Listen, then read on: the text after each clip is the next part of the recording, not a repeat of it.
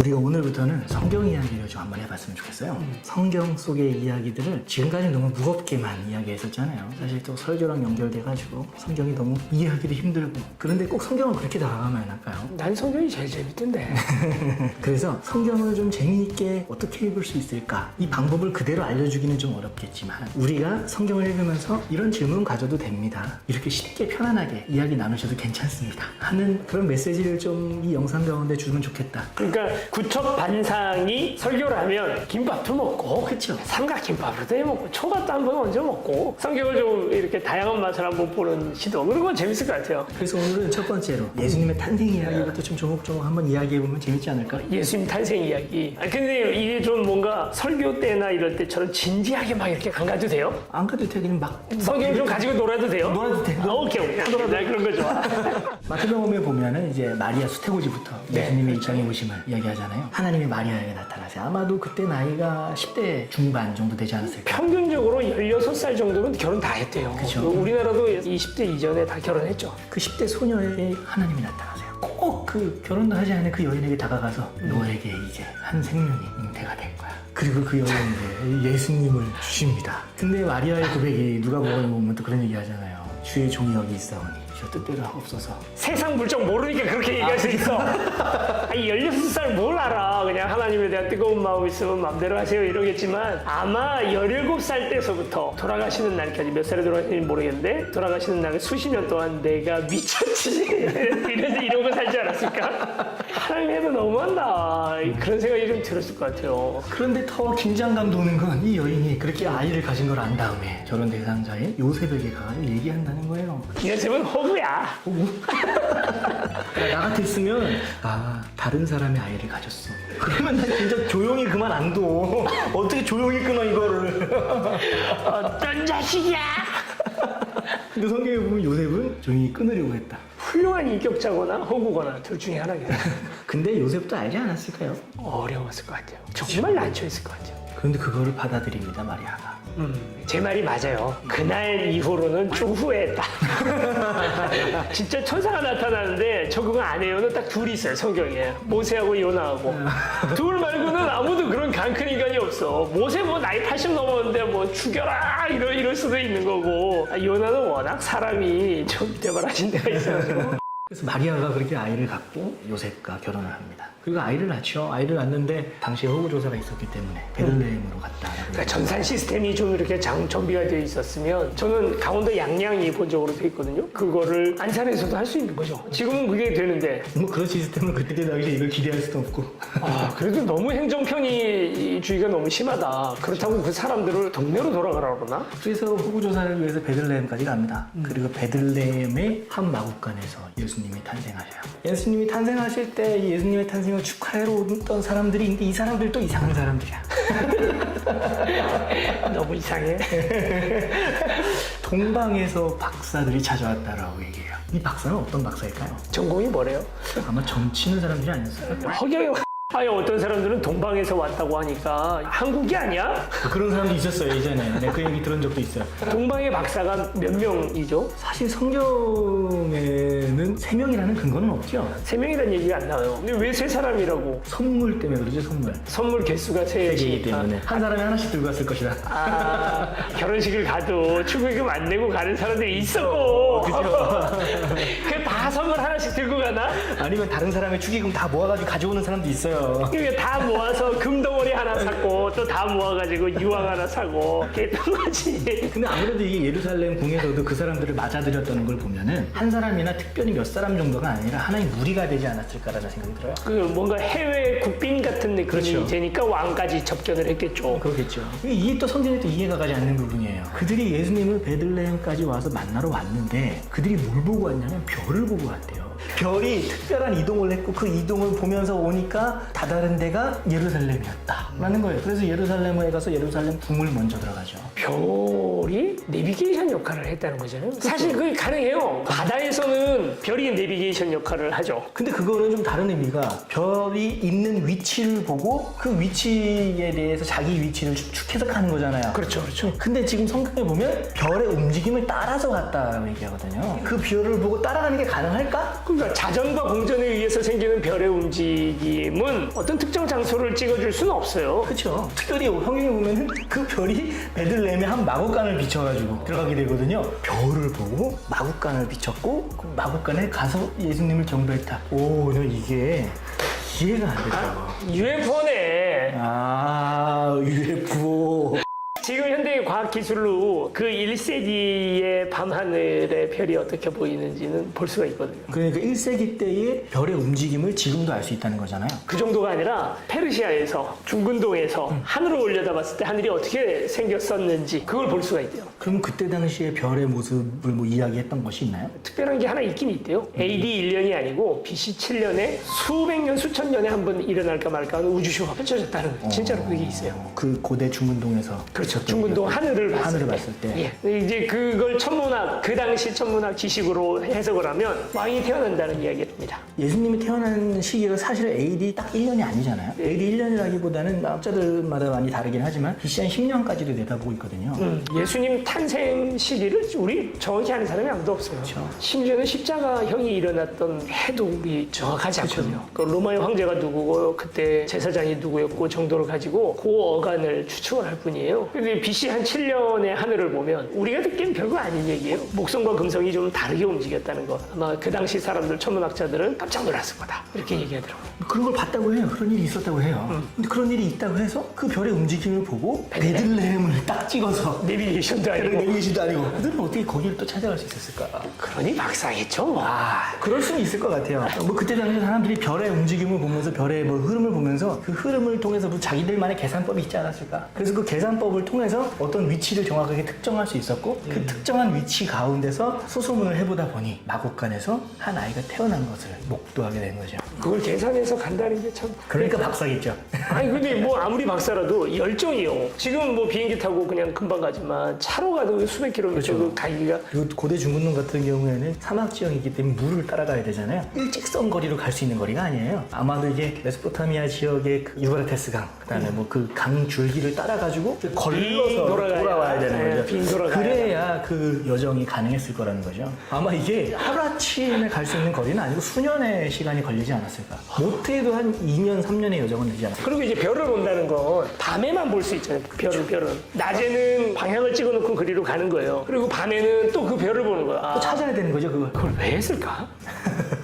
네, 난 이 얘기는 꼭 한번 해보고 싶었어. 예루살렘이 있잖아요. 베들레헴이 있어요. 여기까지는 잘 찾아왔어요. 근데 예루살렘하고 베들레헴하고는 5km밖에 차이가 안 나요. 그러니까 이제 바로 옆 동네거든요. 이렇게 지적으로 보여요. 지금도 성기순례 가면 그렇게 보인다고 하는데 거기까지는 잘 찾아왔는데 왜 예루살렘으로 들어가 버릴까? 베들레헴 바로 옆 동네. 아마도 베들레헴일 거라고 생각은 하지 않았을까? 왜냐하면 별을 따라갔는데 베들레헴인 것 같긴 하거든요. 근데 저기는 아니지 않을까? 우리가 오차가 좀 있겠지. 오차가 조금.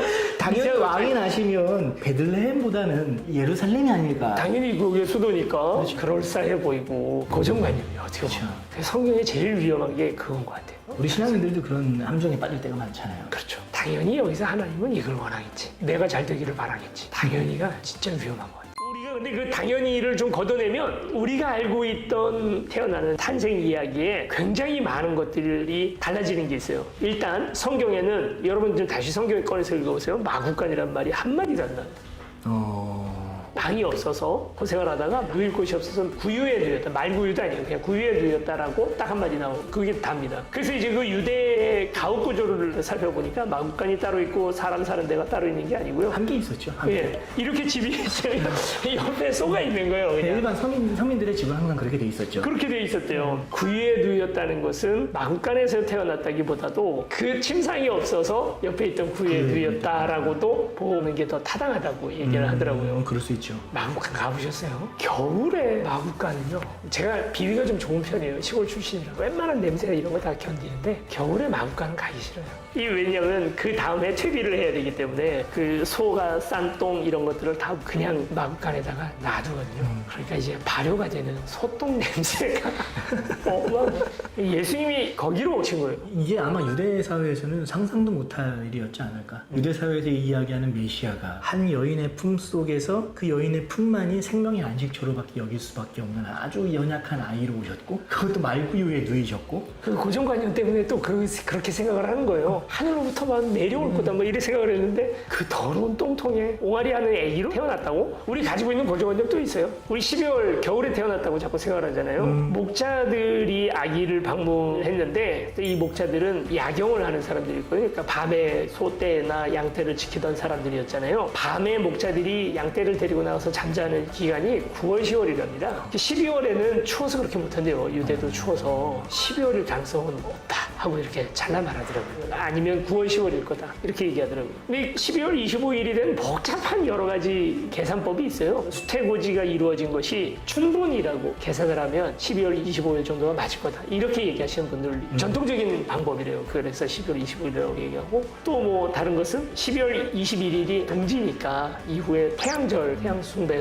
축제를 예수님 탄생으로 바꿨다 이렇게 얘기하기도 하죠. 근데 뭐 그렇게 날짜가 중요한 건 아닌 것 같아요. 지금 당장 기독교계에서는 교회력에 따라서 짜여져 있고 그 교회력을 천년 넘게 지켜오고 있는데 그 전통을 굳이 깰 필요가 있나? 현대에 와서나 우리가 생일을 모든 사람들이다. 그렇죠. 다 5천만 명 자기 생일이 있잖아요. 그렇게 된 지 얼마 안 됐어요. 그렇죠. 아마 성경에서도 생일을 이야기하는 사람은 많지 않잖아요. 생일 얘기하는 사람이 거의 없어요. 예수님도 자기 생일 몰랐을 가능성이 훨씬 많은 것 같아요. 언제쯤이다 하는 정도만 알고 있었을 것 같아요. 목사님이 예수님이 이 땅 가운데 오셨다, 우리 가운데 오셨다라는 게 어떤 의미로 받아들이나요? 고정관념 얘기를 쭉 했습니다만 하나님이 오시는 틀 같은 거 우리 자꾸 생각을 해요. 근데 성경은 어떻게 보면 그 고정관념과는 상관없이 여러 차례 하나님이 우리에게 오시는 방법이라는 것이 굉장히 의외의 장소에서 힘들고 어려운 고난의 장소에 오거든요. 제가 생각하기에는 그 당시가 인류 역사상 가장 암울한 때, 가장 어두울 때 빛이신 예수님이 가장 연약한 방법으로 마국간보다도 더 추한 세상에 오신 거죠. 저에게 예수님 오신 거 똑같아요. 제가 가장 어두울 때, 어려울 때 마국간처럼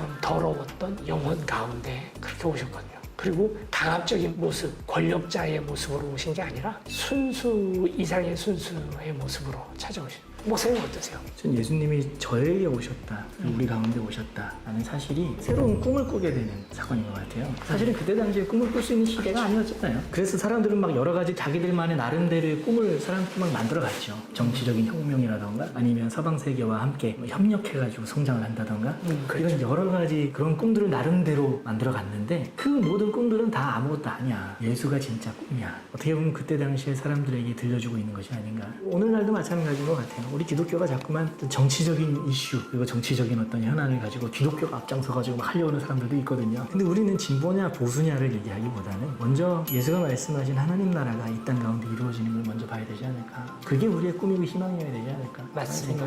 아기의 모습으로 순수보다도 가장 절대 의존적인 모습으로 온 거예요. 마리아의 보살핌이 아니면 살 수 없는. 내 삶 어떤 다른 영역에서 나를 보면서 야, 이렇게 조정하는 하나님이 아니라 나와 같은 모습으로 오셨고 그리고 내 삶에 직접 그렇게 개입해서 오셨고 오늘 우리가 이제 예수님이 오시는 장면, 아기 예수로 오셨던 것들을 이게 나눠봤는데요. 이 영상을 보시는 분들이 성경을 너무 어렵게만 보지 않았으면 좋겠어요. 이게 편안하게 이야기할 수 있으면 성경 재밌습니다. 진짜 재밌습니다. 그럼 다음에는 어떤 걸 한번 얘기해볼까요? 이제 예수님 태어나셨으니까 이제 예수님의 유년 시절에서부터 사명을 받는 장면까지. 그거 괜찮을 것 같아요. 예. 예수님의 유년 시절과 세례를 받으시는 장면까지. 세례를 받고 시험을 받고 그렇죠. 하시는 거기까지. 사역 초기까지. 오늘은 그럼 여기까지 하죠. 네. 다음에도 커피 한잔 합시다.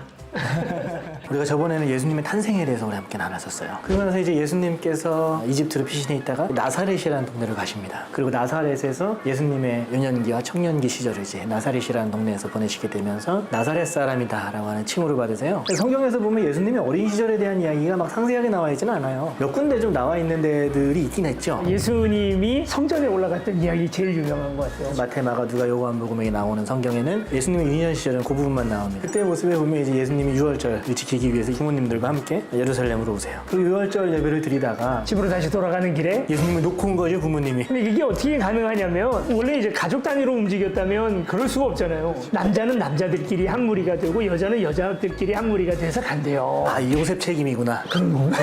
아버지 생각에는 엄마랑 같이 있겠다고 생각을 한 거고 엄마 생각에는 아빠랑 같이 있겠다 생각을 했던 거죠. 남자 세계에 들어가기 좀 애매하고 아직 어렸을 때는 여탕도 가잖아요, 남자애들. 그 여자들 세계에 있기에도 애매하니까 둘 다 착각을 하는 그 애매한 나이였던 거예요. 그래서 하여튼 예수님을 찾으러 이제 마리아와 요셉이 다시 성전으로 들어갑니다. 근데 그 성전에서 보니까 예수님이 그때 당시에 성전에서 일했던 제사장들과 함께 대화를 하고 있는 거죠. 요즘 얘기로 하면 신학교 교수 거의 총장급 사람들하고 같이 토론을 하고 있었다는 거예요. 이걸 어떻게 봐야 될까요? 귀여우니까. 어른들이 보기엔 똑똑하구나. 아니, 이 정도로. 어떤 면에서는 유대인의 어린 아이들에 대한 교육이 어떻게 이루어졌을지 수천 년 동안 이어오던 그 교육의 한 단면을 좀 볼 수도 있는 것 같아요. 물론 이제 예수님 안에는 비범함이 분명히 있었을 거예요. 근데 그걸 신적인 비범함으로 이 사람들이 느끼지는 못했을 거고, 그런데 아이가 얘기를 해도 최고 신학자가 그 아이와 대화하고 토론을 할 수 있는 문화가 사실 지금도 있거든요. 그래서 아주 이게 엄청 특별한 사건은 아닌 거예요. 유대인들은 아마 자연스러웠을 거예요. 하여튼 뭐 그렇게 해가지고 예수님을 찾아요. 야, 니들 왜 여기 있어? 아빠랑 같이 갔어야지. 아니, 엄마랑 같이 갔어야지. 우리 아버지 집이 여긴데. 내가 여기 있지 어디 있겠습니까? 난 부모님 입장에서 이 새끼. 저는 근데 이 생각은 좀 해봤어요. 예수님이 자신이 그리스도라는 사실을 자각한 순간이 분명히 있을 겁니다. 아주 아기서부터 그걸 자각하고 컸다고 보기는 어려워요. 오늘 지금 본문의 뉘앙스를 쭉 따라가 보면 그때 이미 자각이 있었다는 인식으로 얘기하죠. 근데 저는 이 부분에 대해서만큼은 진짜 어렸을 때 상황을 기록했을까? 마리아가 얘기해 줬겠지 않아요? 부모들에겐 다 그게 있어요.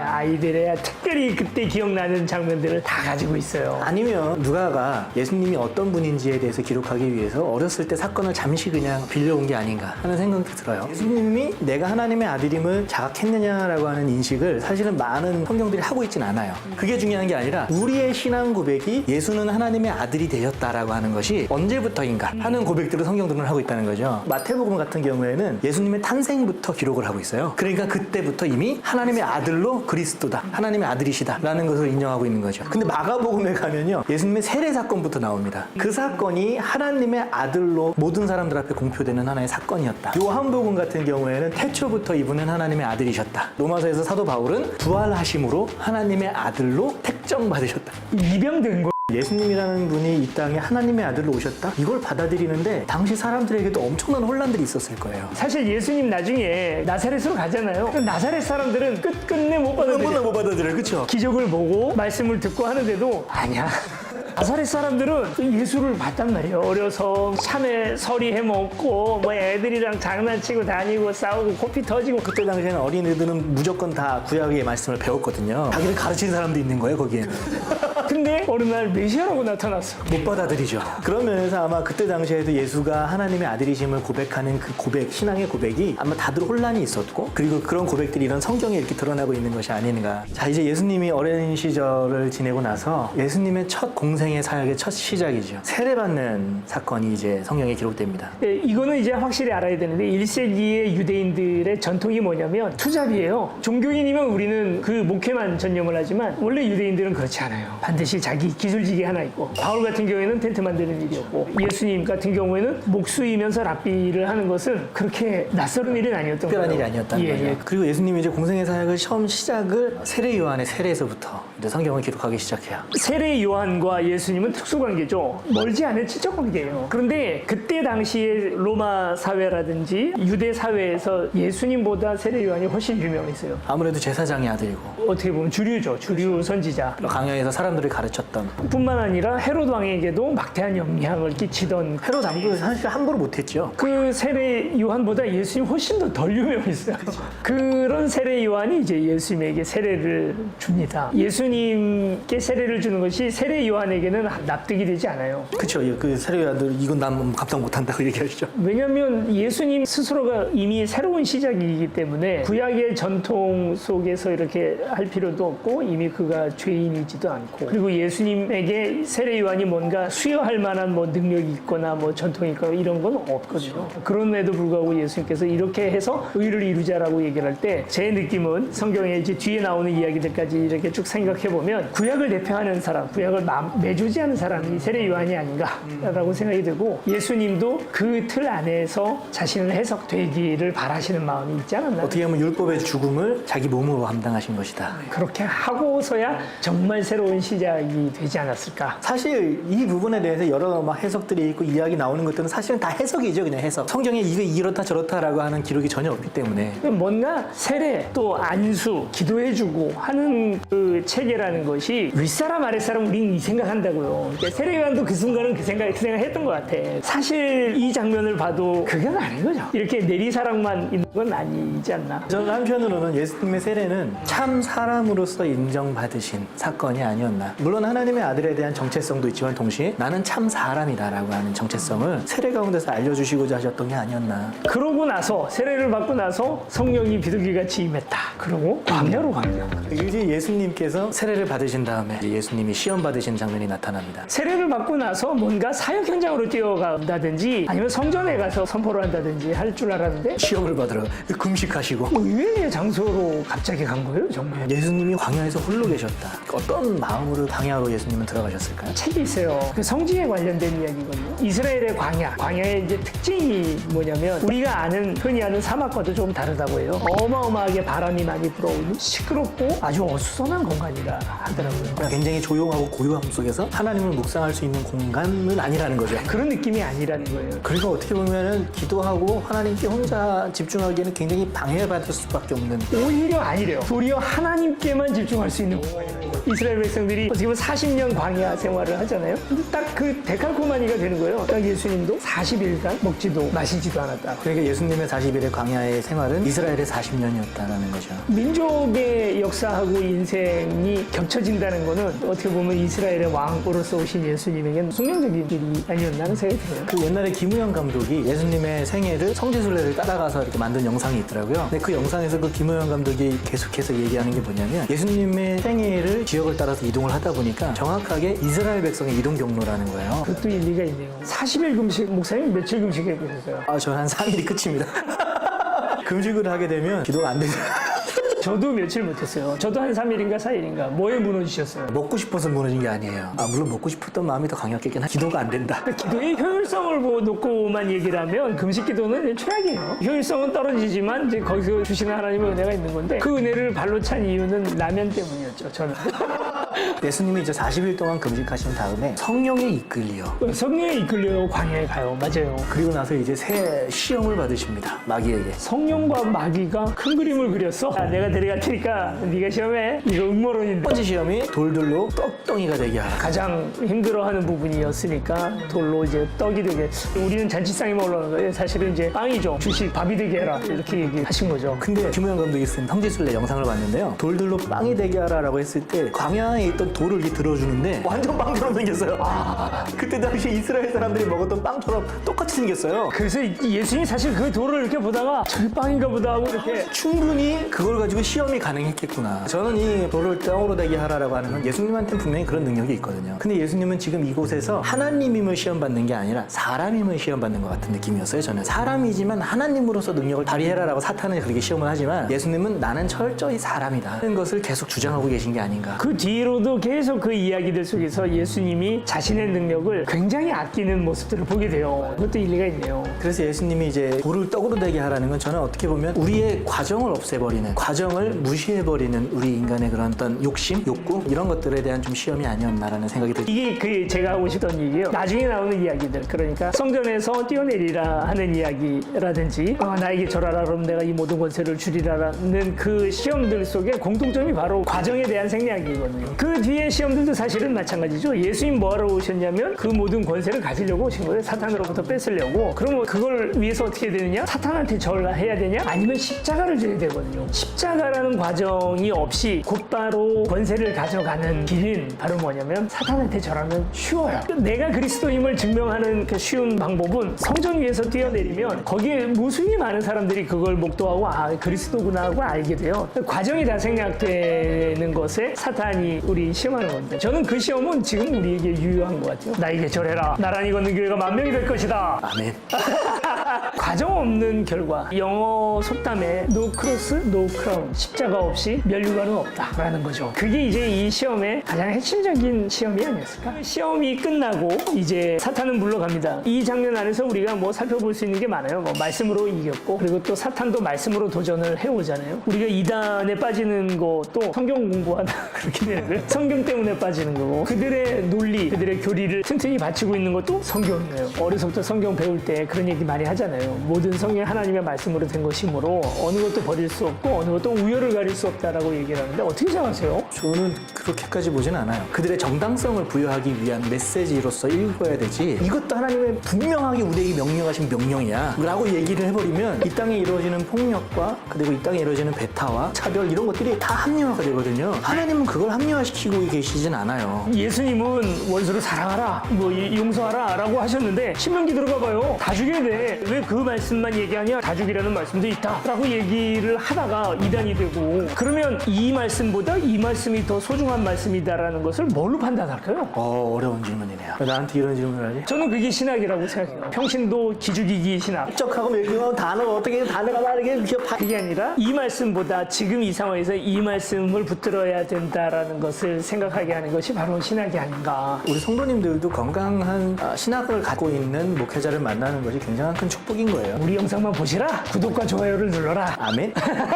그러면서 이제 예수님의 첫 사역이 시작되죠. 말씀 선포로 시작하셨어요. 때가 찼다. 하나님의 나라가 가까이 왔다. 하나님 나라의 복음을 믿어라. 이제 이렇게 그동안 하셨던 설교에 단 한마디로 이렇게 정리하라고 하면 하나님 나라의 복음을 선포하셨다. 그게 예수님이 하셨던 전체 설교의 단 한 가지 제목이에요. 예수님은 어떤 분이셨던 것 같아요? 우리가 스스로 그렇게 얘기하잖아요. 작은 예수가 되라. 근데 그 작은 예수가 되라 했을 때 그 작은 예수는 어떤 사람이냐면 참을성이 아주 뛰어나요. 모든 것을 다 참아. 그리고 온유해. 목소리가 높지도 않아. 잔잔해. 차분하고. 꺼져가는 심지를 끄지 않으시고 상한 갈대를 꺾지 않으시고 긴 머리를 하고 자비로운 이게 뭐 웃는 건지 우는 건지 모르는 그런 표정을 하고 양을 한 마리 딱 안고 용주야. 근데 실제 성경의 예수님은 어떤가요? 우리가 성경에서 만나는 예수는요 좀 당혹스러울 때가 있어요. 예수님이 그때 당시에 정말 입에 담을 수 없는 욕을 했거든요. 이 독사의 자식들. 나 그거 지금 얘기해도 되게 심한 말인데 그 요한복음 막 나 상을 뒤엎고 난리 나거든. 그 진상이야. 뉴스에 나오죠. 저 뉴스에 나온 거죠.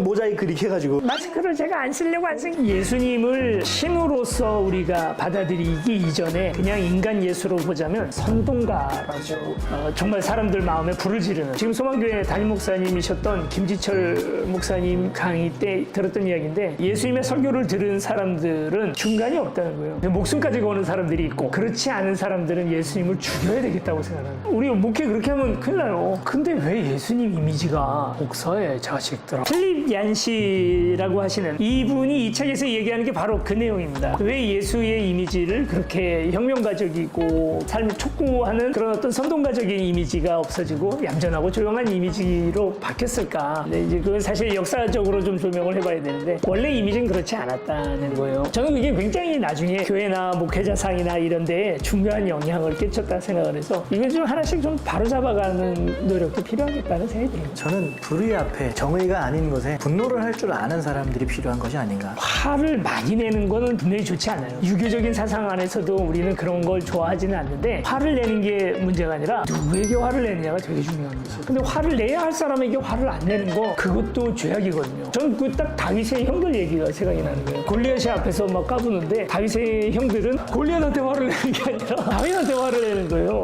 이 어이가 없는 일인 거죠. 사실 이제 우리가 그러고 있는 게 아닌가 하는 생각이 들었어요. 화 좀 냅시다 우리요. 화나. 이제 우리가 계속해서 이제 예수님의 이야기를 한번 발자취를 따라가 볼 거예요. 한 번씩. 오늘은 예수님의 첫 사역부터 이렇게 흘러갔고요. 아마 다음 주부터는 예수님의 첫 이적이라던가 사역들을 하나씩 조금 구체적으로 살펴보면서 이 사역 속에서 예수님이 우리에게 말씀하시는 메시지는 무엇인가. 이걸 오늘날 우리가 살아가는 이 삶의 자리에서 어떻게 적용할 수 있는지 한번 좀 구체적으로 나눠봤으면 더 좋을 것 같아요. 아이, 난 좀 딴지 걸 건 딴지도 좀 걸어. 그런 게 재밌잖아요. 우린 착한 방송 아니에요. 예, 그런 거 기대하시면 안 돼요. 난 이건 안 믿어줘! 이런 거 재밌는데. 자, 이제 이번 주는 지난주까지 우리가 예수님 이야기의 이제 초반부에 대한 이야기를 했다면 이제 사역 시작하는 이야기를 다시 한번 나눠보면 재밌을 것 같습니다. 세례 요한에게 세례를 받으시고 광야에서 시험을 받으시고 그리고 나서 이제 사역을 시작하십니다. 그 사역 시작했던 나이가 30살 정도라고 우리는 알고 있잖아요. 그리고 또 그 기간 3년이라고 알고 있는데 성경에 그 얘기가 있나요? 없죠. 나오지 않죠. 요한복음에 보면 예수님이 유월절을 지키는 모습들이 나오시는데 사역을 시작하신 이후에 3번을 지키신 장면이 나오기 때문에 예수님이 3년의 공생애다. 그렇게 추측을 했던 걸로 알고 있거든요. 나이 30이라는 얘기도 근거가 없죠. 그렇죠. 근거가 없죠. 50도 되지 않은 너가 다윗을 봤다고 하느냐라는 얘기에서 50은 안 됐구나. 그렇다는 거는 알고 있지만 나이 30이라는 얘기는 없어요. 그때 당시에 유대를 다스리던 사람들이 누구였는지 이런 것들을 추적해가지고 거의 나이 30이다 라고 짐작을 하는 거죠. 30살이라고 무게 중심을 두는 이유가 그 에스겔서에 보면 정식 제사장이 되는 나이가 30살이거든요. 그러니까 예수님 나이도 그 나이에다가 맞춘 것도 좀 있는 것 같아요. 김광석 노래 있잖아요. 30쯤에 내가 떠나보낸 것 또한 못 들을게요. 옛날에는 30이라는 나이가 굉장히 중요했는지 모르겠지만 사실은 요즘은 나이가 그렇게 중요하지 않죠. 제가 어렸을 때 30살 어른을 바라보던 그 마음하고 요즘 30살 생각하는 것하고 정말 많이 다른 것 같아요. 저도 아직 애입니다.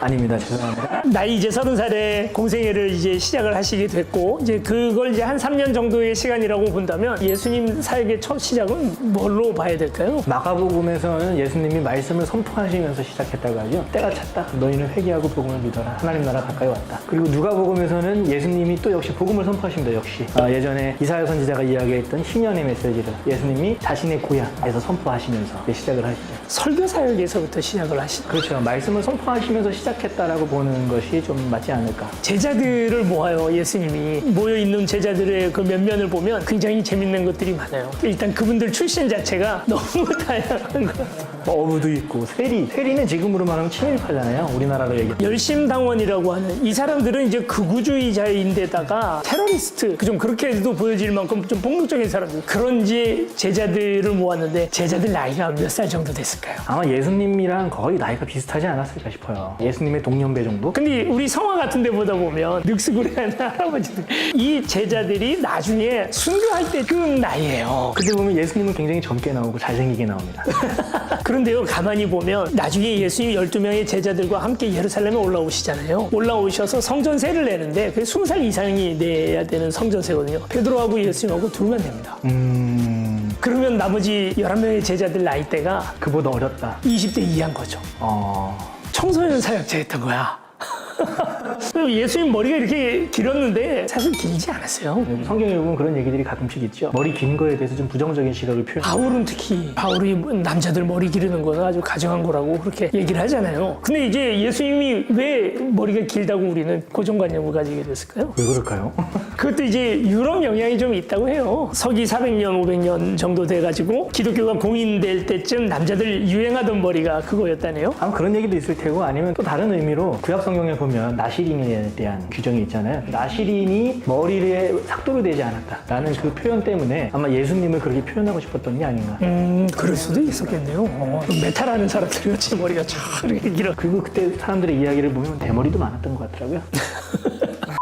12명의 제자들과 함께 이제 예수님께서 사역을 시작하시는데 말씀을 전하시고 그리고 또 고치시고 하셨어요. 그래서 예수님의 사역을 어떻게 좀 시대적으로 구분할 수 있을까요? 이게 시대 구분이 좀 어려운 부분 중에 하나가 복음서에 나오는 많은 내용들도 시대적으로 정확하게 딱딱 잘려서 나오진 않았다는 얘기죠. 그리고 이게 뒤죽박죽 섞여 있어요. 왜냐하면 제자들이 예수님을 경험하고 그 예수님에 대한 자신들의 기억 그리고 자신들의 어떤 공동체의 기억 이 기억들을 막 조합하면서 쓰다 보니까 쓰는 것 자체가 굉장히 시대적으로 딱 체계적으로 쓰여진 게 아니에요. 그렇기 때문에 시대적으로 좀 구분하는 것이 쉽지는 않을 거다. 우리도 이제 어느 담임 목사님의 설교를 이제 듣는다라고 생각을 했을 때 그 설교를 기억하는 게 다 다를 것 같아요. 그렇죠. 다 다르죠. 오늘 설교에 대해서도 목사님의 설교에 대해서도 다 다르게 기억하고 있을 거예요 아마. 그 설교가 어떻게 보면 좀 반복이 되지 않았을까 하는 생각이 들어요. 왜냐하면 마태복음에 나오는 산상수훈하고 그리고 누가복음에 나오는 같은 그 본문하고 보면 다른 장소에서 비슷한 설교들이 이루어졌고 또 순서도 조금씩 달라지는 것들을 보게 되거든요. 있거든요. 그래서 누가는 의도를 가지고 그렇게 한 거고 마태는 이런 의도를 가진 거라고도 볼 수 있지만 저는 어떤 면에서는 예수님이 했던 설교를 또 하신 게 아닐까.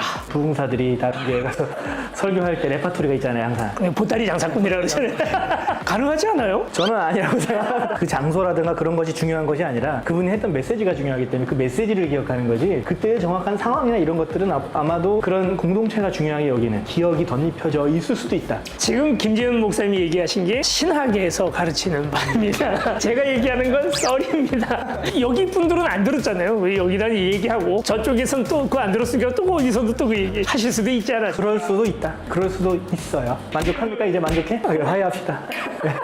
처음에 세례 요한으로부터 세례를 받고요. 그리고 세례 요한과 함께 근처에서 사역을 하셔요. 그래서 어떤 일도 벌어지냐면 예수님의 제자들이 세례를 주고 있고 세례 요한의 제자들이 또 세례를 주고 있는 것이 겹치는 일까지도 벌어져요. 그러니까 이제 활동 범위가 비슷했던 것 같아요. 그러다가 이제 극적인 사건 하나가 발생을 하는데 세례 요한이 잡혀서 처형을 당합니다. 처형을 당하자마자 그 바로 뒤에 보면 이제 예수님과 예수님의 제자들이 도주하는 장면이 나옵니다. 무서워서 도망갔겠어요. 또 한편으로는 다르게 볼 수도 있을 것 같아요. 그냥 예수님의 어떤 사역의 반경 이런 것들을 확장하기 위한 방법일 수도 있고요. 아니면 도주가 그거의 하나의 방법일 수도 있고. 근데 도망간 것 같아요. 왜냐하면 유대인들 웬만해서는 사마리아 통과 안 하거든요. 그 길 통해서 가면 제일 빨리 갈릴리로 갈 수가 있는데 근데 보통은 돌아갑니다. 왜냐하면 사마리아가 불경한 땅이라고 생각하기 때문에 거기로는 안 가요. 근데 그때 세례 요한이 죽자마자 예수님께서 갈릴리로 급히 가시면서 사마리아를 통과합니다. 그때 이제 우리가 잘 아는 사마리아 여인과의 대화하는 장면이 나오잖아요. 그때 예수님 굉장히 지쳐 있으세요.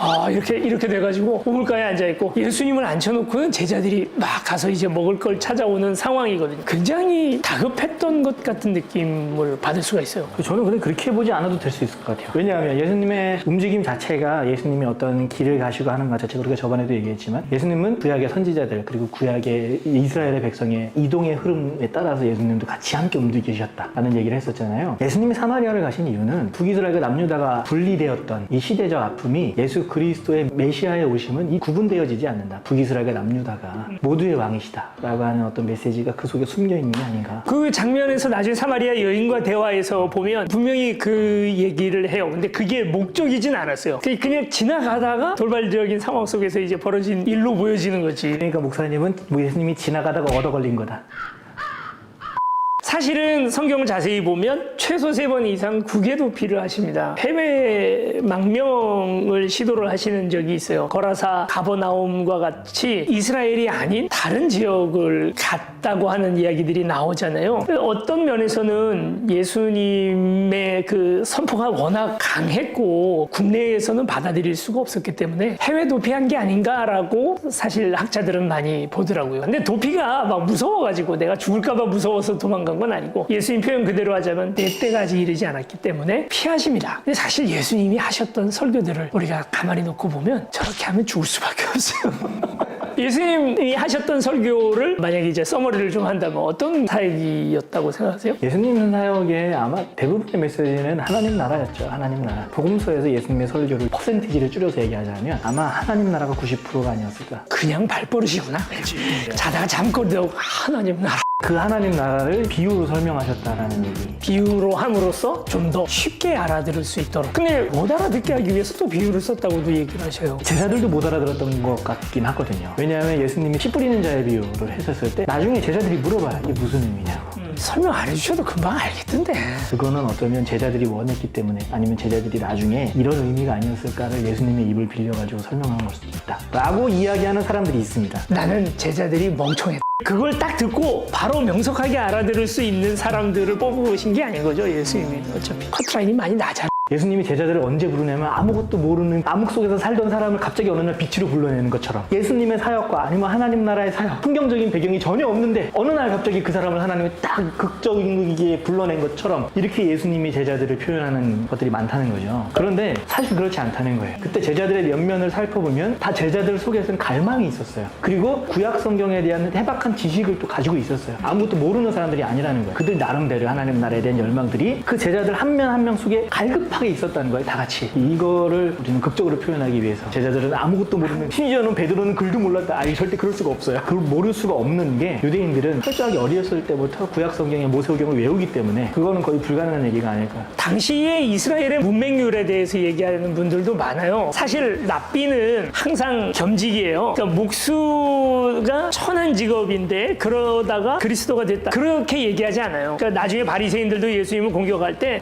목수 주제 이렇게 얘기하는 건 한 번도 없어요. 어부가 랍비다? 그것도 낯설지 않다는 거예요. 내 제자들이 천한 직업이었는데 이 사람들을 들여다 쓰셨다 하는 것은 사실 근거 없는 얘기인 거죠. 갈릴리를 고고학자들이 파헤쳐 보는데 1세기 때 뭐가 발견되냐면 회당이 발견돼요. 근데 그 회당이 교육기관이었다는 거예요, 이스라엘에서. 당시에 어린이들이라던가 그리고 당시의 사람들을 교육하는 교육기관이었기 때문에, 그리고 그 회당은 마을과 굉장히 밀접한 연관이 있었고, 그리고 그것이 그 당시의 사람들의 삶의 현장 속에 한복판에 있었다는 거죠. 그렇기 때문에 사람들이 구약적인 어떤 지식 배경들이 굉장히 강력하게 그들의 공동체를 묻고 있었다. 그리고 또 한 가지는 제자들의 면면을 살펴보면 제자들이 시대 상황이라던가 당시 이스라엘 사람들이 막 갈망했던 이스라엘의 회복에 대해서 전혀 아무런 생각 없이 살아가던 사람들이 아니라는 거예요. 예전에 이스라엘에 많은 파들이 있었잖아요. 특히 대표적인 파들이 뭐 바리새파, 사두개파, 열심당화 뭐 이런 대표적인 파들이 몇 가지 파들이 있는데, 제자들의 면면을 살펴보면 다 그런 파들에 속해 있었던 사람들이 아니었을까 하는 추측들을 많이 하시거든요. 우선 뭐 대표적인 SNF파로는 아마도 세례 요한을 꼽는 사람도 있고, 그리고 예수님의 제자들 가운데서는 세례 요한의 제자였던 사람들도 있었고요. 또 한 가지는 베드로가 그런 장면도 나와요. 요한복음에서 예수님이 겟세마네 동산에서 기도하시고 내려가는데 가룟 유다가 예수님을 잡으러 옵니다. 그때 베드로가 칼을 뽑아서 귀를 잘랐다 막 이런 표현을 써요. 그때 그 칼이 왜 있냐, 베드로에게. 근데 그게 열심당원의 나라의 회복을 꿈꾸기 위해서 폭력을 사용해서라도 나라를 회복시켜야 된다라고 하는 그런 의지가 있었기 때문에 언제든 준비하기 위해서 칼을 품고 다녔다 하는 메시지를 봤을 때 아마 베드로도 속해 있다라기보다 그 주변에 언저리에서 돌아다녔던 사람들이 아닌가. 가룟 유다에 대해서도 얘기가 많이 있죠. 근데 이제 이 가룟이라는 말도 보통은 이제 지역을 얘기하고 그 뒤에 이름을 붙여가지고 가잖아요. 근데 가룟이라는 지역이 없대요. 아무리 찾아봐도. 그럼 이 가룟이라는 말이 어디서 나왔을까? 시카리, 그러니까 열심당이라는 말에서부터 나왔을 거다라고 학자들은 또 추측을 하더라고요. 가룟 유다가 배신을 하잖아요. 배신의 이유도 어떻게 보면 예수님에 대한 어떤 큰 실망이거든요. 자기가 원하는 방법의 혁명이 아니라 십자가를 얘기하고 있으니 어떻게 보면 엄청난 배신감인 거죠, 유다에게는. 예수님께서 정말로 죽어버리거든요. 아마 가룟 유다 생각에는 그렇게 궁지로 몰아넣으면 예수님이 자기가 원하는 대로 들고 일어나서 헤롯도 죽이고 이렇게 할 줄 아셨는데 그냥 할 일 없이 죽어버리니까, 그러면 이제 그 뒤에 가룟 유다가 했던 행동들이 이해가 가요. 만약에 정말 가룟 유다가 돈만 노리고 했던 배신이었다면 왜 자살해? 그거 가지고 이제 가서 잘 먹고 잘 살아야지. 이제 그게 이해가 가는 거죠. 그런 면도 좀 있는 것 같아요. 예수님이 하셨던 그런 여러 가지 사역 중에 이제 첫 번째가 설교 사역, 하나님 나라에 대한 설교를 또 하셨다면 구약 성경에 나오는 율법에 대한 재해석도 하셔요. 그동안 율법이 너무 틀에 박혀가지고 그냥 행동에 대한 지침 정도로만 지켜지던 것들에 원래 율법의 본질이 뭔지에 대해서 설명을 하시기 시작하잖아요. 그동안 이렇게 행동해라라고 하던 율법주의자들에게는 굉장히 고발적이었죠. 이단적으로 느껴질 수도 있는 거죠. 율법은 너희들이 이렇게 말하였으나 나는 너희에게 이렇게 얘기한다. 눈에 가시였을 것 같아요. 그러면 예수님을 거부했던 사람들의 마음은 뭘까요? 말씀 그 자체에 대한 거부라기보다는요, 그들이 가지고 있었던 기득권에 대한 도전, 이걸로 받아들이지 않았을까. 왜냐하면 그들이 자기들의 내놓는 그 해석들로, 그리고 장로들의 전통으로 유대를 다스리는 대표자들이었거든요. 그런 의미에서 그들의 그런 기득권을 예수님이 깨부셔버리니까, 어떻게 보면 거기에 대한 강한 거부감이 아니었을까 싶어요. 만약 이 시대에 다시 예수님이 오신다면이라는 생각을 해보는 거예요. 바리새인들 뭐라고 얘기를 하지만 그들과는 물론 다른 논리 그리고 또 다른 논쟁을 하시겠지만 분명히 우리도 그분을 거부하지 않겠나 하는 생각을 하게 되는 게요. 그럼 말씀하신 것처럼 여전히 기득권이라는 것은 남아있고 나의 주인 노릇하려고 하는 것에 대한 거부감은 있을 수밖에 없잖아요. 내 걸 뺏긴다라고 생각을 하게 되면 우리도 또 그 짓 하게 되지 않을까. 제 반성이었습니다. 우리가 이제 예수님에 대해서 계속 이야기를 나누고 있는데 오늘은 좀 무거운 얘기가 될 수도 있을 것 같아요. 왜 오빠를 또 무거운 얘기를 하래요? 지금 사순절 기간이잖아요. 지금 이 영상을 찍고 있는 시기가 예수님의 사순절과 맞춰서 예수님의 십자가와 고난에 대한 이야기를 이제 시작해보려고 합니다. 어떻게 보면 4개의 복음서가 다 이 십자가 장면이 중심이 되어서 쓰여졌다고도 얘기할 수 있을 것 같아요. 십자가 이야기의 시작을 어디로 봐야 될까요? 저는 개인적으로 예루살렘 입성부터 보는 것도 괜찮을 것 같다. 라는 생각도 들어요. 저는 예수님이 십자가에 대해서 제자들한테 얘기하는 순간이 있어요. 그게 베드로의 신앙 고백. 가이사랴 빌립보에서 베드로가 당신은 하나님의 아들이십니다. 살아계신 하나님의 아들이십니다라는 그 고백을 듣고 예수님이 그때부터 십자가 이야기를 했다고 마가복음 얘기하고 있어요. 처음에는 예수님이 베드로한테 물어보셔요. 가이사랴 빌립보에 갔을 때 야 사람들 다 뭐라 그래? 많은 예언자 중에 한 사람이다. 뭐 엘리사가 살아났다라고 얘기도 하시고 세례 요한이 다시 살아났다. 뭐 이런 얘기도 합니다. 네, 사실 이제 여론을 얘기를 할 것 같았으면 베드로가 사기꾼이라는 얘기가 제일 많고요. 그랬더니 예수님이 이제 핵심적인 질문을 하는 거예요. 너는 나를 누구냐 하느냐. 그랬을 때 베드로의 고백이 주는 살아계신 하나님의 아들이십니다. 예. 그때 예수님이 너무 기뻤던 거예요. 너한테 복이 있다. 너가 이 고백을 한 것은 너의 고백이 아니라 성령께서 해주신 거다. 난 근데 그 얘기가 어떻게 들렸냐면 이건 네 머리에서 나오지는 생각이 아니야. 베드로라는 말이 원래 이름은 시몬이에요. 베드로라는 말 자체가 바위잖아요. 그죠. 돌대. 베드로가 그 고백을 한 것에 대해서 예수님께서 굉장히 기뻐하시면서 이제 때가 됐다고 생각했던 것 같아요. 그러니까 어떻게 보면 해외 도피로 그 위기를 모면할 수도 있었는데 위기 안으로 걸어 들어가는 장면이죠. 그런 관점에서 보자면 거기서부터 십자가가 시작되었다고 봐도 되겠네요. 그렇게 볼 수 있다고 저는 생각해요. 그러고 이제 바로 베드로가 그 얘기를 하는 겁니다. 십자가요? 말도 안 되는 소리 하지 마세요. 바지가랑에 보자고 막 얘기하죠. 안 된다고. 안 된다고. 나 예수님 무서워 가끔씩. 그 자기 좋다고 따라오는 사람이잖아. 제자잖아. 이 사탄. 그리고 이제 그 뒤에 바로 나오는 말이 내 뒤로 물러나라라고 얘기가 되어 있는데 그 말은 꺼져라 그 뜻이 아니고요. 나를 따라라. 베드로 자체가 사탄이라는 이야기를 한 건 아니에요. 그렇죠. 그렇지만 어떻게 보면 사탄의 여러 가지 유혹에 의해서 예수님을 끌고 가려고 했던 십자가를 거부하게 만들려고 했던 것에 대하여 예수님께서 일침을 놓으신. 그러고 나서 바로 다음 장면은 변화산으로 갑니다. 그렇죠. 변화산이라는 얘기를 하는 이유가 변화됐다는 거죠. 모습이 바뀌었다. 그동안은 육신의 눈으로 우리가 예수님을 볼 때는 사실은 이사야서에 미리 예언되어 있는 것처럼 흠모할 것 하나도 없는 좀 다른 말로 할게요. 못생긴 그 외모로 봤을 때는 하나님의 아들이라고 도저히 믿겨지지 않는 그런 분이셨던 거기에서 뭔가 이 세 명의 제자들은 깜짝 놀랄 만한 모습을 보게 됩니다. 그때 베드로가 했던 제안이 있습니다. 나 여기서 계속 있고 싶어요.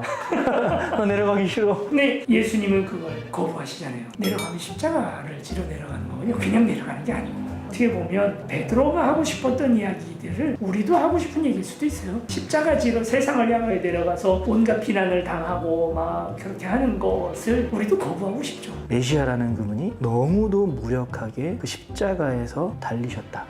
정말 큰 충격이었을 것 같아요. 제자들에게는. 그런데 사실 제자들은 그 분위기를 잘 몰라요. 십자가를 얘기하고 예루살렘으로 가자고 하니까 제자들은 무슨 생각을 드디어 진격이다. 근데 문제는 이제 그 진격에 맞춰서 사람들이 또 예수님이 예루살렘에 오시는 걸 환영해. 제자들 입장에선 십자가는 상상도 못했을 거예요. 원래 이스라엘 전통에서 왕은 나귀를 탄대요.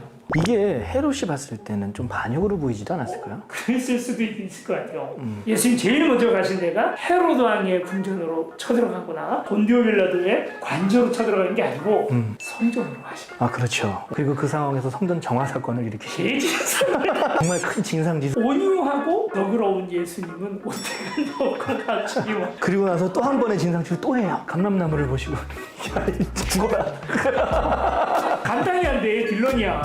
그 다음에 말씀에 보면 제자들이 이렇게 얘기해요. 어떻게 된 일입니까 예수님? 예수님이 기도하면 기도한 대로 다 이루리라 막 그런 말씀하시거든요. 그렇죠. 저는 그 이야기가 예수님께서 이스라엘 유대인들을 향해서 예수님께서 메시지를 던지신 것이 아닌가. 선택받은 이스라엘이라도 이 감람나무가 망하듯이 너희도 망할 수 있다. 무시무시한 얘기죠. 그리고 나서 이제 예수님이 마지막 만찬을 하세요. 그날 원래 6월절이 그렇게 지내는 거예요. 6월절을 시작합니다. 다 준비가 되면 온 식구들이 다 둘러앉아가지고 큰아들이 먼저 손을 듭니다. 아버지, 우리는 왜 이 무교병과 쓴나물을 먹어야 되나요? 그럼 이제 이스라엘이 출애굽할 때 어떤 일이 돼서 아버지가 또 설명하게 되는 거죠. 이 설교를 시작합니다. 근데 그게 이제 굉장히 이렇게 설교 듣는 것처럼 하는 게 아니라 축제 분위기. 다 춤추고 난리가 나요. 그럼 이제 그때부터 6월절 축제가 시작되는 거거든요. 근데 그때 가족이 모인 게 아니라 예수님과 예수님의 제자들이 모여요. 모였죠. 그래서 마치 그 가족 식사를 하는 것처럼 다 둘러앉아서 카스테라 그리고 포도주, 커피입니다. 이야기를 시작하시는 거죠. 이것은 내 살이다. 이것을 먹어라. 그리고 이것을 기념하라. 그리고 이것은 너희 죄를 사하기 위해 내가 흘리는 피다. 마시라. 하고 얘기를 하는 거죠. 첫 번째부터 마지막까지 십자가였어요. 예수님의 제자들을 발을 씻겨주는 행위도 십자가잖아요. 이 성찬도 십자가였고 그들을 향한 마지막 요한복음에 보면 장황한 기도와 설교문들이 나오거든요. 그 메시지도 결국엔 십자가로 향하고 있어요. 그 이야기를 듣는 제자들은 어땠을까요? 레위기에서 피를 먹지 말아야 되는 이유가 있어요. 왜냐하면 그 피 안에 생명이 있다고 이스라엘 사람들은 믿었거든요. 절대 먹으면 안 되는 게 순대예요. 그렇죠. 오늘 순댓국만 먹었는데. 또 다른 말로는 이 생명이라는 말이 루아흐라고 이제 생명, 영혼 뭐 이런 같은 의미죠. 말을 가지고 있어요. 그래서 실제로 이스라엘 사람들은 돼지 피를 먹으면 돼지의 영혼이 내 안에 들어간다고 생각을 하는 거예요. 그런데 예수님이 자기 피를 먹으라고 하는 이야기는 도발적이기도 하지만 어떤 면에서는 이것이야말로 예수님의 피, 예수님의 생명, 예수님의 영혼을 내 안에 내재시키는 자리라고 얘기할 수 있을 거예요. 그래서 이제 그 식탁이 끝나고 나서 예수님께서 발을 씻겨주었다. 제자들은 지금 뭔가 어안이 벙벙해요. 지금 뭐 하는 거지 이분이? 왜 이렇게 감정 충만하시고 당장 돌아가실 분처럼 일어나 하는 생각들 때문에 다들 조금 묘한 분위기가 났을 것 같아요. 근데 그 상황에서 한 사람이 박차고 일어나요. 소리에 나와버리죠. 가룟 유다. 어떻게 보면 가룟 유다의 마음이 아까 전에도 얘기했지만 그때 당시 제자들이 느끼는 감정과 다들 그런 마음이 있지 않았을까. 왜냐하면 예루살렘 입성 때까지만 해도 이런 분위기 아니었거든요. 뭐 당장 일어날 것 같기도 하고 분명히 그랬는데 십자가를 얘기하고 나 이제 죽으러 간다? 이렇게 하고 지금 내 살과 내 피 먹어라? 이렇게 얘기하시니까 제자들은 굉장히 어안이 벙벙하면서도 왠지 모르는 실망감과 분노도 함께 있지 않았을까. 그리고 그것을 극단적으로 표현해낸 사람이 바로 가룟 유다가 아니었을까라는 생각이 들어요. 가룟 유다를 전에도 말씀드렸던 것처럼 열심당원이라고 얘기를 한다면 극단적인 방법, 테러를 저질러서 이스라엘의 독립을 차지하려고 하는 그런 사상을 가지고 있는 사람이 가룟 유다였어요. 가룟 유다는 칼 뽑고 일어나야 된다고 생각해요. 그렇죠.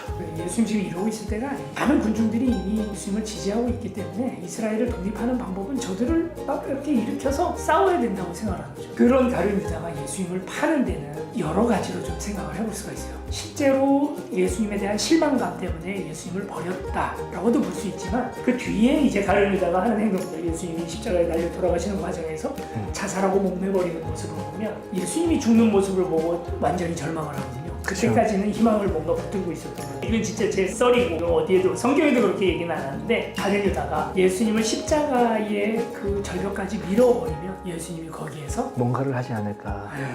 하늘의 군대가 막 내려오고 막 모세 같은 기적들을 일으켜서 결국은 본디오 빌라도하고 헤롯 왕을 다 무찔러버리고 다윗의 왕국을 세우지 않을까 하는 기대를 한 게 아닐까 하는 생각을 해요. 썰이지만 그럴 수도 있겠다. 근데 성경은 잘라 말합니다. 가룟 유다는 도둑이었다.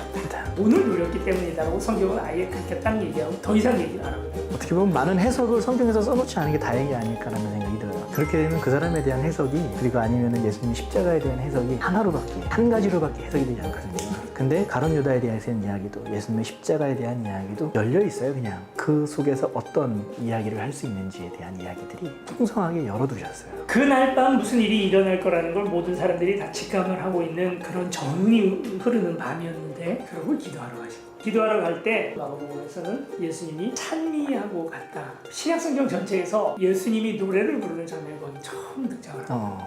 가서 이제 그곳에서 털을 잡고 기도를 하시는 겁니다. 그 기도 내용이 또 우리를 당황하게 해요. 죽기 싫어. 살려주세요. 내가 왜 죽어 이거. 근데 저는 그 본문이 정말 예수님은 사랑이시다. 나와 같은 분이시다. 그 본문이 너무 극적으로 보여주고 있는 것이 아닌가라는 생각이 들어요. 저는 그렇게 생각이 듭니다. 만약에 예수님이 뭐 가지고 알았어 3일 뒤에 뭐 어차피 다시 찾을 생명권 가져라 하고 그냥 주시는 십자가였다면 그게 예수님에게 전혀 부담되지 않는 행동이었다면 과연 십자가가 우리에게 의미가 있을까? 그런데 사실은 예수님이 우리에게 주신 생명은 그분도 너무나 놓고 싶지 않았던 생명이었던 거예요. 계속 그 생각을 하잖아요. 신앙심이 좋다는 것은 목숨도 하찮게 생각하는 것이다 라고 생각하지만 예수님의 그 기도를 보면 그건 아니에요. 너무나 소중한 생명이지만 우리도 순교할 때 이 너무나 죽고 싶지 않은 이 생명을 하나님 위해서 드립니다가 돼야 되는 거지.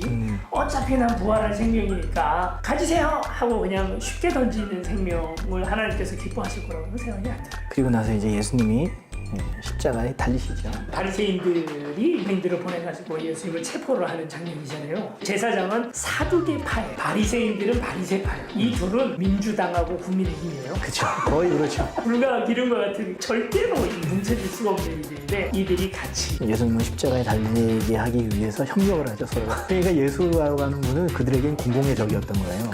예수님이 어디 있는지조차도 정보가 없었는데 가론유다가 해주죠. 그리고 아마 제자들하고 예수님하고 외모가 별로 차이가 구분이 안 갔나 봐요. 가룟 유다가 얘야 굉장히 우리 입맞춤하는 자가 그자다라고 얘기해주죠. 가룟유다의 그걸 따라서 가스꾼이 잡는 겁니다. 베드로가 멋지게 칼을 탁 뽑아서 말고라고 하는 사람의 귀를 잘랐다고 하고요. 나중에 이제 십자가를 같이 져주는 사람도 있잖아요. 말고라는 사람의 이름이 남아있어요. 왜 남아있을까? 그 이후에 예수님이 그 말고의 귀를 붙여주시잖아요. 칼을 든다면 칼로 망한다. 말고하고 브레네 시몬이 다 초대 유해인에 남겨져 있습니다. 그런 이제 모든 일련의 소동들을 통해서 예수님께서 전격 체포가 되시는 거예요. 많은 사람들이 봤으면 그게 이제 하나의 신호탄이 되어서 이제 싸움이 날 뻔도 했는데 머리를 좀 잘 쓴 거죠, 이 사람들이. 그래서 이제 가서 예수님을 잡아서 그 명절 한가운데에서 이제 재판을 하는 겁니다. 근데 여기서 또 이해가 가지 않는 사람들이 며칠 전까지만 해도 예수님에 대해서 막 환호하고 기대에 부풀어서 이렇게 외쳤던 호산나 외쳤던 사람들이 그날 예수님이 잡힌 모습을 보고서는 예수님을 십자가에 못 박으라고 이야기하는 군중이 된다는 거예요.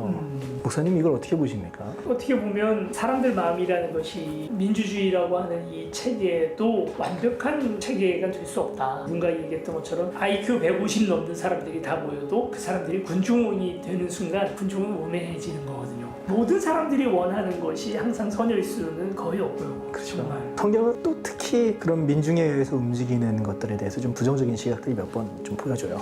예수님이 죽는 것도 말하자면 투표에 의해서 민의에 의해서 그렇게 되는 거예요. 그렇다고 해서 지금의 민주주의를 거부하자는 게 아닙니다. 예수님이 그때 당시에 그렇게 메시아라고 하는 기대감에 부풀어서 예루살렘에 입성했는데 그분이 며칠 후에 손과 발이 묶여서 그리고 채찍질 당해서 너무나도 무기력한 모습으로 대중 앞에 섰다. 그 실망감의 표현이 아니었을까라는 생각이 들어요. 메시아일 리가 없다. 메시아가 저럴 리가 없죠. 너무 큰 실망감이 분노로 표출되지 않았을까. 왜냐하면 그들의 이스라엘 사람들의 메시아에 대한 갈망은요, 정말 지금 우리가 생각하는 것과는 차원이 다를 정도로 큰 갈망이거든요. 그렇기 때문에 그거에 대한 분노 또한 그만큼 크지 않았을까. 근데 신약적으로 생각을 해보면 그게 결국은 뭐냐면 나의 모습을 투영해서 보는 거군요. 나의 죄인의 모습, 나의 부끄러움에 대해서 그를 보는 거군요. 예수님은 뽕나무 위에 올라갔던 삭개오를 부끄러워하지 않으셨어요. 그렇죠. 모든 사람들이 삭개오를 부끄러워하는데 예수님이 그를 부끄러워하지 않고 삭개오야 내려와라, 내가 너의 집에 거하겠다라고 얘기할 때 사람들은 이제 그 순간서부터 삭개오를 부끄러워하지 않는 예수님을 부끄러워하기 시작해요. 십자가에 대해서 우리가 패션 오브 크라이스트 그 영화를 보면 고통에 대해서 과도하게 집중하거든요. 근데 성경은 그 십자가가 얼마나 고통스러웠는지에 대해서 한마디도 적고 있지 않습니다. 맞아요. 그 얘기는 안 해요. 그 얘기가 아니고 부끄러움에 대해서 얘기를 하는 거예요. 이유가 있어요. 이스라엘 사람들에게 있어서 나무에 달려 죽는 죽음이라는 건 저주죠, 저주. 예. 최고의 최고의 저주를 받은 거예요. 그 한민족은 객사, 연병 이런 것들을 저주받은 죽음이라고 여기잖아요. 이스라엘 사람들은 나무에 달려 죽는 죽음을 저주라고 생각합니다. 사울이 나무에 달려 죽고요. 하만도 그렇게. 백주 대낮에 자기 어머니 뻘 후궁들을 강간했던 압살롬이 나무에 달려 죽어요. 가룟 유다가 또 나무에 달려 죽거든요. 그런 모습을 봤을 때 예수님이 나무에 달려 죽는다는 건 수치예요. 그리고 사실 로마 군병들이라든지 그 자리에 모였던 군중들이 계속 예수님에게 했던 행동이 바로 뭐냐면 조롱이거든요. 그렇죠. 이런 걸 예수님께서 심하게 당하십니다. 아니, 전 패션 오브 크라이스트가 그런 의미에서 좀 잘못 만들어진 영화라고 생각이 들어요. 고난과 순환 여기에다가 너무 포커스를 맞춰서 근데 예수님의 십자가로 끝났다면 아무 의미가 없어요. 근데 그 십자가가 그와 같은 고통에 놓여 있는 자를 일으켜 세워주시는 부활의 초점이 맞춰져 있는 거예요. 십자가의 의미를 속죄의 의미로만 해석하는 것은 너무 한계지었다, 좁혔다 의미를, 그렇게 생각이 들어요. 예수님의 십자가는 모든 인류가 갖고 있는 무기력을 같이 얘기하고 있는 것이 아닌가. 어떻게 보면 우리나라가 최근에 가장 큰 절망을 느꼈을 때, 세월호 사건 있을 때 정말 큰 무기력을 경험했거든요. 근데 저는 그때 예수님의 십자가가 어떤 의미가 있는지를 다시 한번 좀 경험했던 것 같아요. 부모의 마음은 또 얼마나 더 크겠습니까? 그 무기력은 어떤 것도 희망이 될 수가 없어요. 근데 그게 예수가 부활하셨다는 소식이 그 무기력 속에서 다시 희망을 꿈꾸게 되더라고요. 많은 역사학자들 그리고 성경의 내용들을 반대하는 무신론자들도 예수님이 십자가에 달려 돌아가셨다는 거에 대해서 반론하는 사람은 아무도 없습니다. 근데 어디를 못 넘어갔냐면 부활로 못 넘어가는 거죠. 그걸로 못 넘어가죠. 무덤까지는 따라와요. 그리고 그날 무덤이 비어 있었다는 것에 대해서는 뭐 제자들이 훔쳤다. 이걸 성경에 그 사람들이 기록된 대로 그대로 얘기하죠. 만약에 예수님의 무덤이 비어 있었다는 사실이 예수님의 제자들이 얘기한 날조라면 여기 있어. 왜 딴 데서 찾아? 예수 시체 여기 있잖아 하고 제사장들이 얘기하고 모든 헛소문들을 다 잠재웠을 거예요. 그쵸. 근데 그걸 못해요. 그렇죠. 사기를 어차피 칠 거면 그쵸. 그 행여자의 시신이라도 갖다 놓고 이게 예수 시신이야 라고 해가지고 퉁치고 넘어갈 수도 있었을 텐데 그랬는데 그것조차를 못해요. 그러니까 무덤이 비어 있었다는 거는 분명한 사실이에요. 이건 자유주의 신학자건 아니면 예수를 안 믿는 사람들조차도 부인하지 못하는 사실이에요. 여기까지. 왜 무덤이 비어 있었을까가 중요한 거죠. 그렇죠. 성경에서 부활에 대한 기록들이 많이 있거든요. 근데 그 기록들 보면 기록들이 다 달라요. 차이들이 있어요. 처음에 예수님을 부활의 예수님을 만났던 사람도 달라요. 부활의 예수님을 처음 만난 사람들의 반응도 다 달라요. 어떤 사람은 부활의 예수님을 만났는데 부활하신 분이라는 거를 몰라요. 거기 그냥 무덤지기였는데 왜 예수님을 못 알아봤을까? 그리고 왜 성경은 이런 차이를 둘까? 거짓말인가? 하는 생각이 든다는 거죠. 이 얘기를 보면. 리 스트로벨이라고 하는 시카고 트리뷴지의 기자였는데 나중에 이제 목사가 돼요. 처음에는 자기 아내가 기독교에 너무 깊이 빠져가지고 기독교가 거짓이라는 사실을 증명하기 위해서 이 예수님의 살인 사건이죠. 살해된 사건을 조사하기 시작했어요. 2000년 전 문헌 그리고 또 고고학적 증거들 거기서 묘사하는 것들에 대한 여러 가지를 가지고 그 예수는 역사다라고 하는 책에 이제 그 얘기가 나오는데요. 이 리스트로벨은 이렇게 얘기를 합니다. 만약에 그 사건에 대하여 4명의 증인이 있는데 이 4명이 토시 하나 다름없이 똑같은 증언을 한다면 그 증언은 신뢰할 수 없다. 법의학적으로 그리고 형사들, 검사들 이런 사람들은 그 증거의 효력이 약하다고 생각한대요. 그러니까 사실은 입장이 다 다르기 때문에 같은 사건인데 약간씩 차이가 있는 것이 지극히 정상이라는 거죠. 그게 어떻게 정상이 되는 거죠? 자 이런 겁니다. 컵이 이렇게 있어요. 여기서 보는 사람, 여기서 보는 사람이, 여기서 보는 사람들이 다르게 설명할 수밖에 없어요. 그러면 이걸 뭐라고 얘기하냐면 입체적이라고 얘기해요. 우리는 이걸 평면으로 보지 않고 입체로 보는 원인도 이쪽 눈과 이쪽 눈이 약간의 차이를 가지고 있기 때문에 이것이 입체적으로 느껴지는 거예요. 성경은 사실 그런 의미에서 4개 복음서가 그 십자가 사건에 대해서 다 다르게 얘기를 하죠. 마가복음이 먼저 쓰여지고 나머지 복음들이 쓰여졌는데 만약 할 수만 있으면 마태나 누가나 이런 사람들이 똑같이 쓸 수 있어요. 근데 다르게 써요. 실제로 마태복음은 마가복음을 많이 베낍니다. 컨트롤 V 컨트롤 C야. 십자가 사건에서만큼은 갑자기 그래 맞아 네 말이 맞아 하다가 아니 이건 내가 좀 얘기할게 하고 갑자기 자기들 얘기를 시작해요. 그게 십자가 사건의 가장 중요한 증언이라는 뜻을 가지고 있어요. 그런 의미에서 조금씩 시각이 다르다. 그런데 이제 갑자기 제자들이 예수님이 부활했다고 주장하기 시작했어요. 예수님을 따르던 사람들이 다 동일하게 와서 그렇죠. 예수님이 부활했다라고 주장하기 시작했어요. 뿐만 아니라 사실은 헤롯과 본디오 빌라도의 편에 있었던 몇몇 병사들까지도 같이 동요돼가지고 그렇죠. 그 같은 이야기를 하기 시작을 했고 완전히 상황이 전혀 상상치 못하던 이상한 상황으로 변해버린 거죠. 그리고 이제 예수님의 모습이 달라져서 부활한 모습을 보고 제자들이 예수인지 잘 모르거든요. 같이 가고 있는데 예수님이 누군지 몇 시간을 같이 대화하는데 몰라. 예수인지 몰라. 성경에 보면 제자들이 예수님의 십자가와 부활 사건 이후에 제자들의 예수님의 부활의 증인이라고 해요. 예수님의 제자들이 십자가의 증인이라가 아니에요. 그리고 그 부활의 증인 때문에 죽어요. 목을 기꺼이 내놔요. 만약에 그들이 날조한 사건이라면 잠깐만 저는 거짓말이었어. 이게 죽음 앞에서 그럴 수 있는데 죽음 앞에서도 부활하셨다는 걸 굽히지 않아요. 12명 제자 중에 요한 한 사람 빼고 나머지는 다 순교했죠. 순교하죠. 그리고 예수님의 부활을 증언하다가 수많은 사람들이 또 죽어요. 이걸 설명할 수가 없어요. 한두 사람도 아니고. 그리고 예수님을 믿는 사람들에게만 예수님이 현현을 한 게 아니라 믿지 않는 사람들에게도 많이 비춰줬고 그쵸. 그렇기 때문에 사실은 예루살렘에 있는 사람들이 이 12명 말고도 수천 명이었을 거예요. 그 다음 장면에서 기독교인으로 개종을 하고 세례를 받는 장면을 보면 뭐가 일어나긴 일어났구나 라고 해볼 수가 있어요. 네. 다음엔 어떤 영상을 찍으면 좋을까요? 구약으로 한번 넘어가 보면 어때요? 구약. 누구 제일 좋아하세요? 구약 성경에서? 저는 구약에서 다윗 좋아하고요. 또 기드온도 좋아해요. 기드온, 네, 다윗. 네. 그러면 다윗 이야기 한번 다음부터는 한번 좋아요. 네, 다윗 이야기를 한번 해보죠. 예. 네.